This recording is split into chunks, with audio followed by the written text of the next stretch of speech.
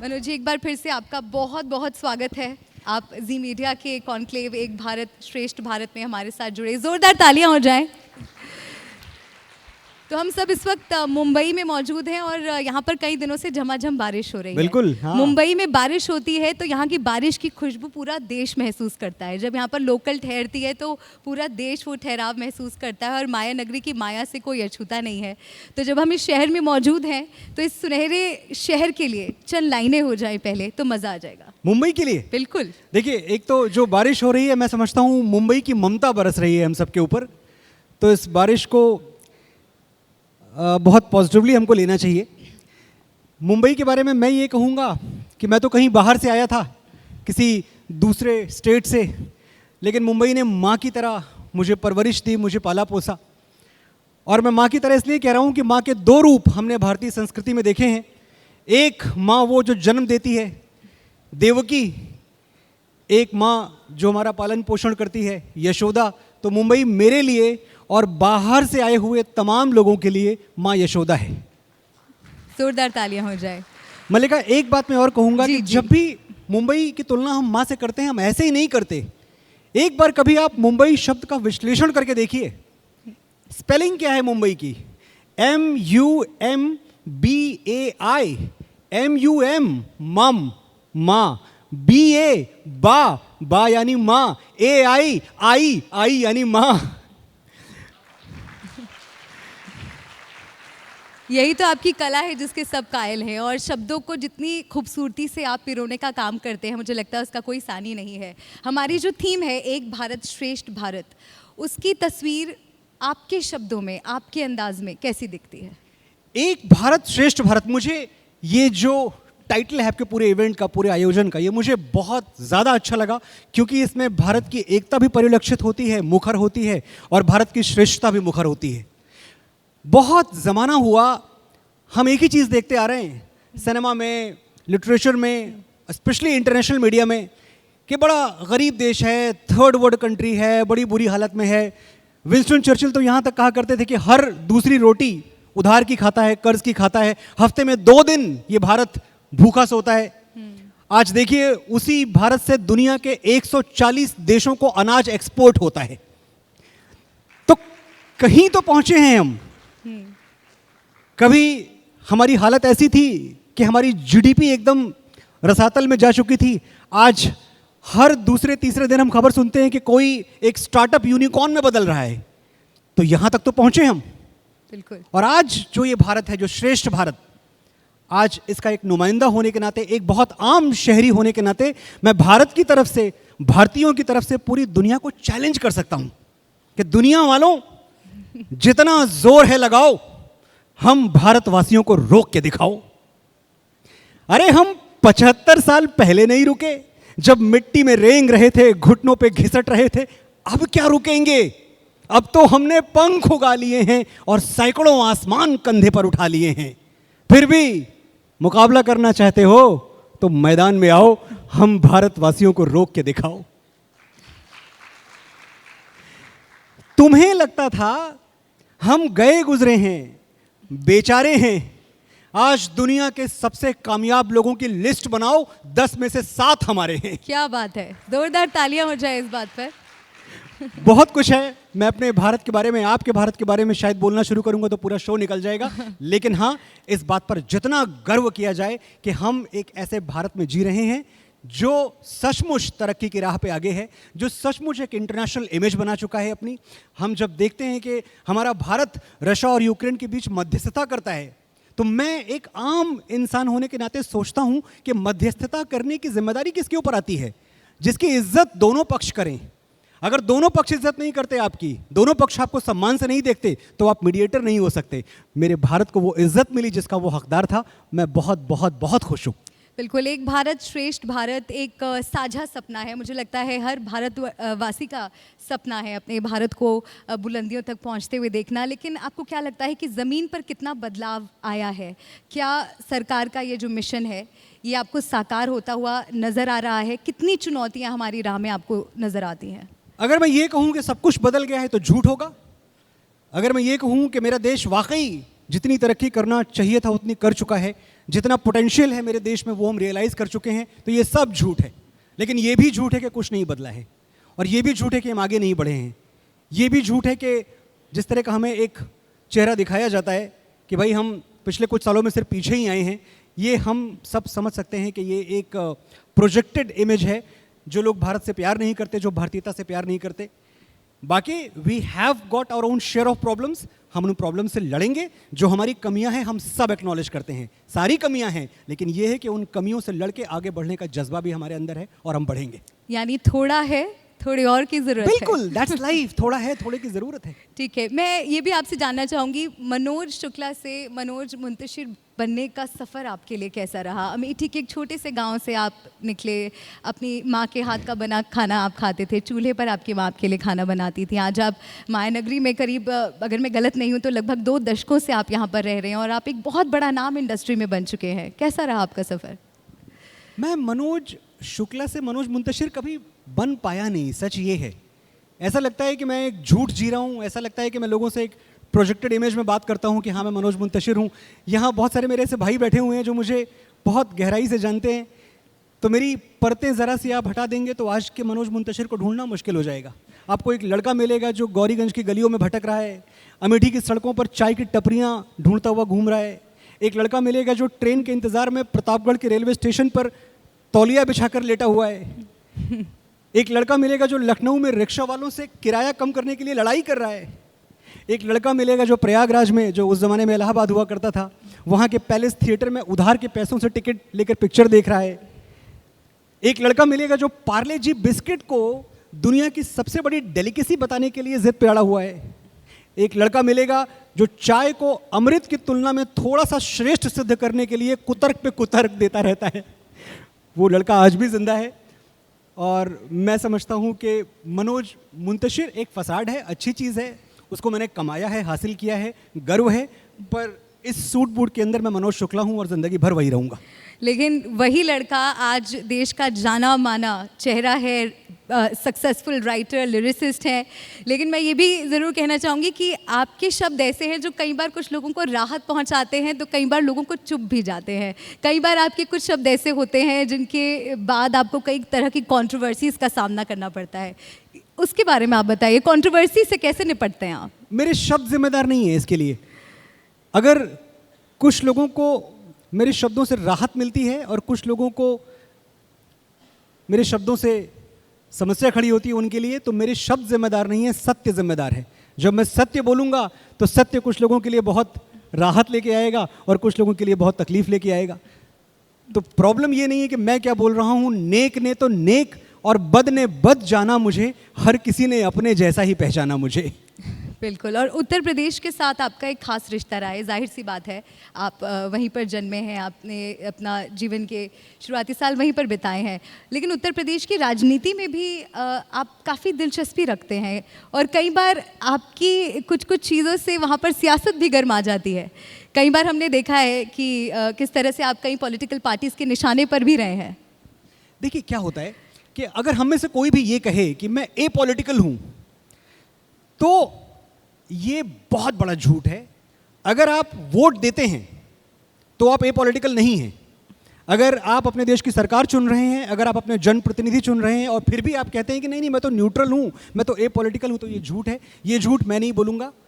मेरा झुकाव हमेशा से कुछ विचारधाराओं की ओर रहा है और वो विचारधाराएं मैं 3 शब्दों में बांट सकता हूँ: सत्य, सेना, सनातन। जो भी पार्टी, जो भी दल, जो भी राजनीतिक दल सत्य, सेना और सनातन के साथ खड़ा है, मैं उसके साथ खड़ा हूं।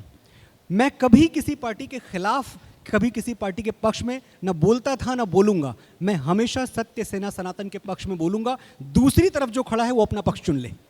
एक बार एक कंट्रोवर्सी हुई थी जब आप समाजवादी पार्टी के कुछ सपोर्टर्स के निशाने पर आए थे। उन्होंने तो आपको बेवफा तक कह दिया था। उन्होंने कहा था कि हमने सम्मानित किया मनोज मुंतशिर को, लेकिन उन्होंने तो बीएसपी के लिए इलेक्शन कैंपेन का गाना लिख दिया। इस तरह की कंट्रोवर्सी हुई थी। इस पर आपका क्या जवाब है? देखिए, एक तरफ तो ये कहते हैं कि ये सम्मान जो है ये सरकार का है, किसी पार्टी का नहीं है, तो फिर हमने कहाँ से आ गया? अगर मुझे कल पद्मश्री दिया जाए या मुझे कोई और इनाम दिया जाए, मुझे राष्ट्रीय पुरस्कार दिया गया, तो क्या भारतीय जनता पार्टी ये कहेगी कि देखिए हमने तो उनको राष्ट्रीय पुरस्कार दिया, ये हमारे खिलाफ बोल रहे हैं। भारतीय जनता पार्टी में इतना तो शायद समझदारी होगी, या किसी भी पार्टी में होनी चाहिए, कि ये सम्मान ये देश की सरकार ने दिया है। जो रूलिंग गवर्नमेंट है उसका काम है अपनी प्रतिभाओं को सम्मानित करना। इसका मतलब ये नहीं है कि आज से मैं आपकी दास्ता करूंगा, मैं आपकी गुलामी करूंगा, वो तो होगा नहीं। लेकिन क्या पॉलिटिकल पार्टीज आपको केवल अपने इलेक्शन कैंपेन के गाने लिखने के लिए अप्रोच करती है, या कोई चुनाव लड़ने के लिए भी कहता है? चुनाव लड़ने के लिए अब ये मंच शायद ऐसा है कि पूरा सच बोल दूंगा तो पूरा बहुत सच ही कह बहुत दीजिए। समस्याएं खड़ी हो जाएंगी, बहुत वक्त लगेगा उसके लिए, क्योंकि सब कुछ समझाना पड़ेगा मुझे।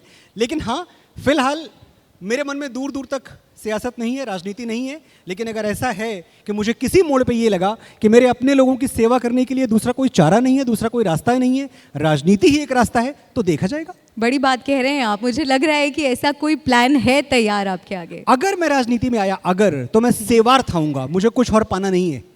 देखिए एक बात मैं बताऊं, मैं आज जहां भी हूं, ये जो मेरे भाई हैं, मेरे दोस्त हैं, जो मुझे सुनने वाले हैं, उनकी बदौलत, उनकी कृपा से मैं काफ़ी ठीक ठाक सी जगह पे हूँ। जो लोग राजनीति से एस्पायर करते हैं कि मुझे ये मिल जाए, शोहरत मिल जाए, बड़ी गाड़ियाँ मिल जाएं, चकाचौंध मिल जाए, वो सब मेरे पास आज है। तभी आप इतने बड़े चैनल पे मुझे बुला के इतना समय दे रही हैं। तो मुझे राजनीति से ये सब नहीं चाहिए। एक चीज़ है कि मुझे हमेशा लगता है कि मैं कुछ बदल सकता हूँ।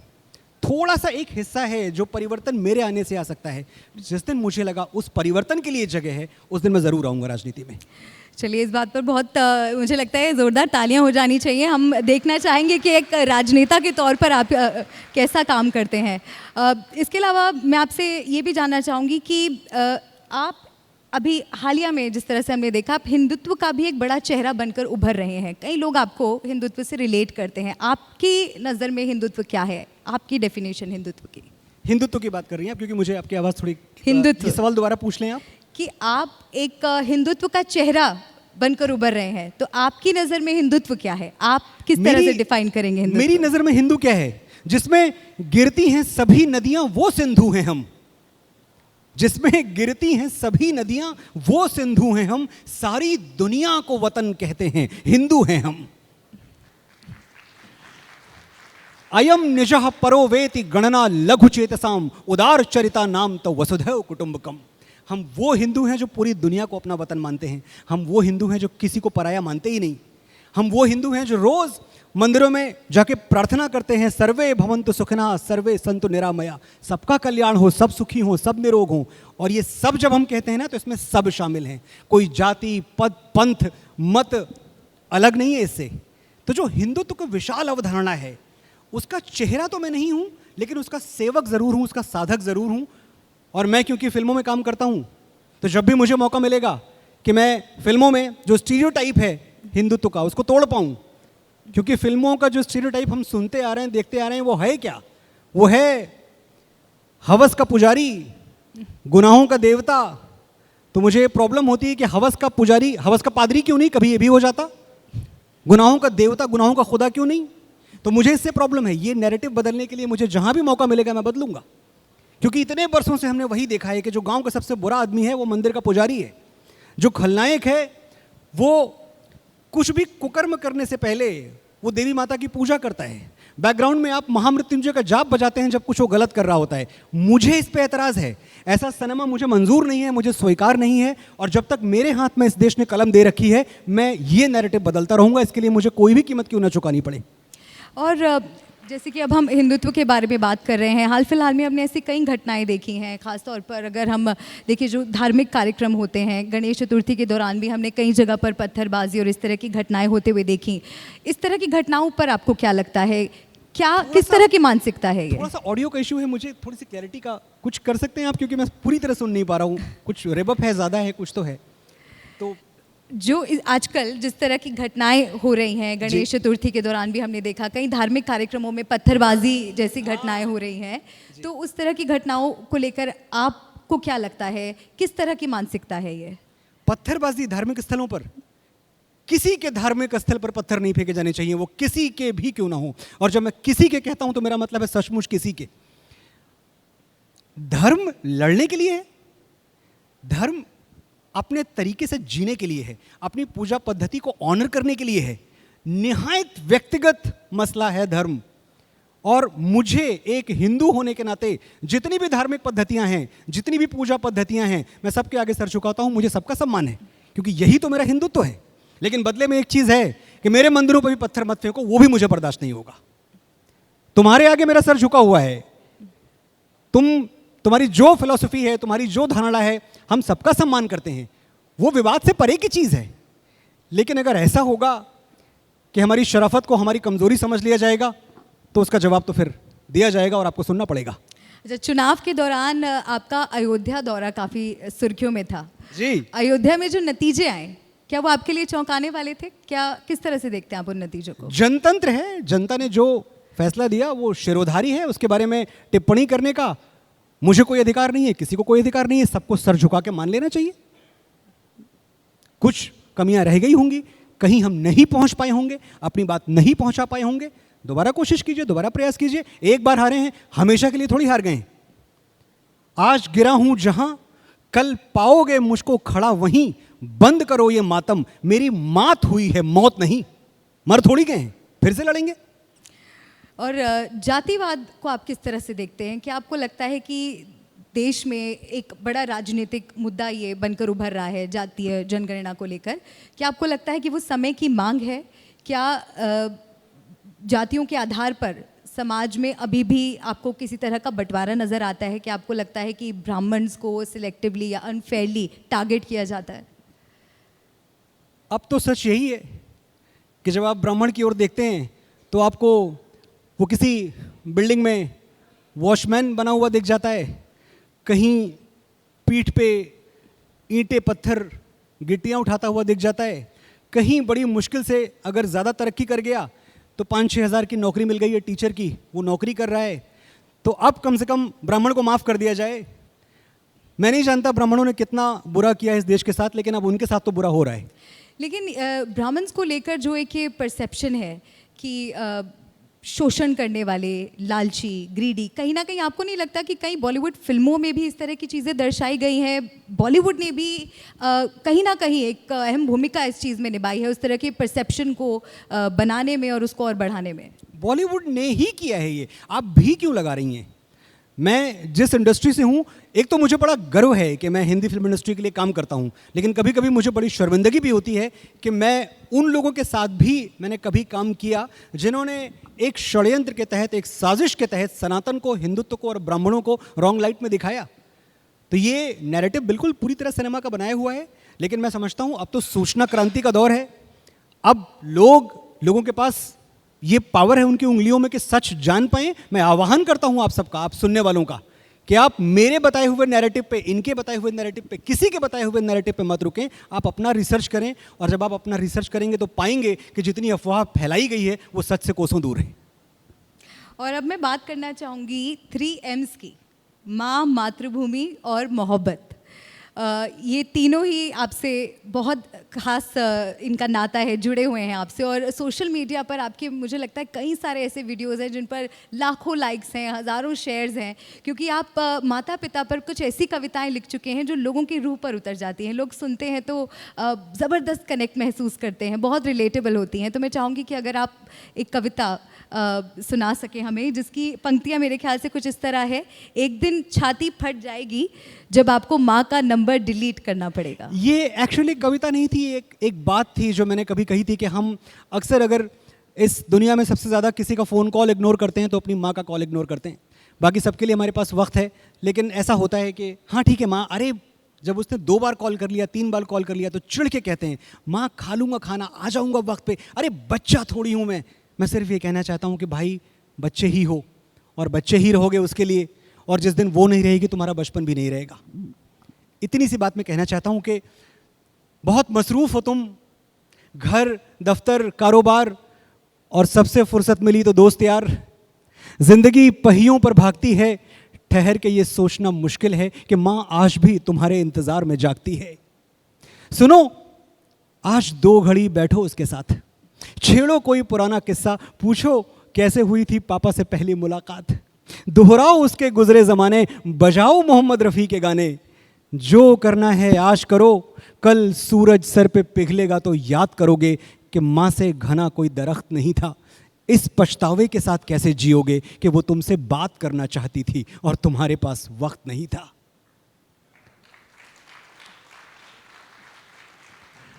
अगर मैं अपने सुनने वालों को इस पछतावे से बचा सकूं, क्योंकि ये पछतावा हम सबको होगा जब हमें लगता है ना कि बहुत वक्त है, अरे कोई बात नहीं चले जाएंगे। आपको मैं एक होमवर्क दे रहा हूं, आप कैलेंडर पे बैठ के अपने सारे वीकेंड्स टिक मार्क कर लेना। आप देख के दहल जाओगे उस गिनती के बाद जो आपके सामने होगी कि माँ के साथ गुजारने के लिए कितना। आदरणीय देवेंद्र फडणवीस जी हमारे बीच पधार चुके हैं। मैं चाहता हूं सम्मान के साथ तालियां बजाई जाएं।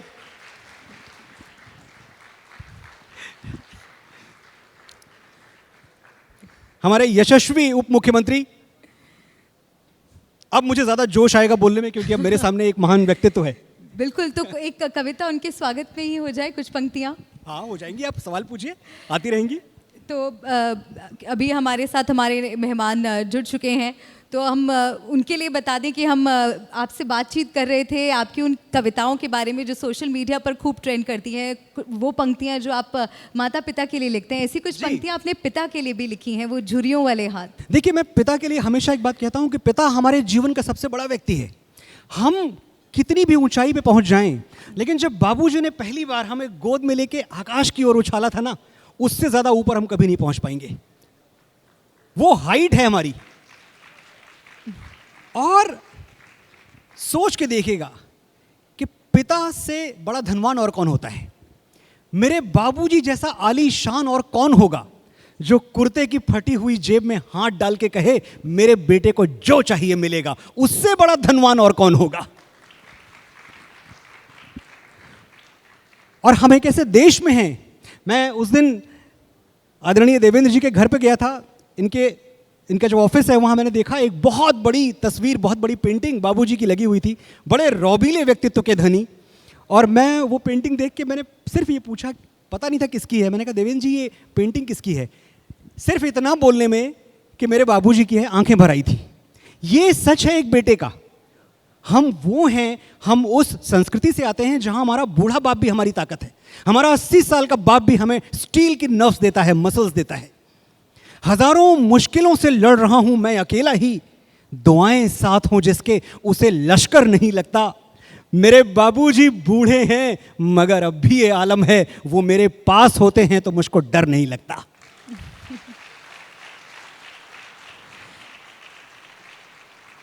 और मलिका, मैं सचमुच नहीं डरता। किसी आफत, किसी मुश्किल, किसी मुसीबत, किसी बला से नहीं डरता। मैं जानता हूं अगर मेरा वक्त बिगड़ जाएगा, अगर मेरे पैरों में दुख का कांटा गड़ जाएगा, तो कोई है जो मेरे लिए भगवान से भी लड़ जाएगा। जब तक वो झुर्रियों भरे हाथ मेरे सर पे हैं, मेरा गुरूर जिंदा है, मेरा रुआब जिंदा है। कयामत भी आ जाए तो मेरा क्या बिगाड़ेगी, अभी मेरा बाप जिंदा है। बहुत बहुत बहुत सुंदर, जोरदार तालियां हो जाए। और मुझे लगता है कि हम सबके जीवन में हमारे माता पिता का जो योगदान होता है उसकी भरपाई नहीं हो सकती। बहुत शुक्रिया आपका मनोज जी, आप हमारे मंच पर आए, आपने अपने विचार हमारे साथ साझा किए। बहुत बहुत शुक्रिया। पूरे जी मीडिया परिवार की तरफ से तहे दिल से मैं आपका धन्यवाद कहना चाहूँगी। और मैं मंच पर आमंत्रित करना चाहूँगी राहुल सिन्हा जी को। आपको हमारी तरफ से मोमेंटो प्रस्तुत करेंगे सी न्यूज़ के मैनेजिंग एडिटर राहुल सिन्हा जी। जोरदार तालियां हो जाएं मनोज मुंतशिर जी के लिए।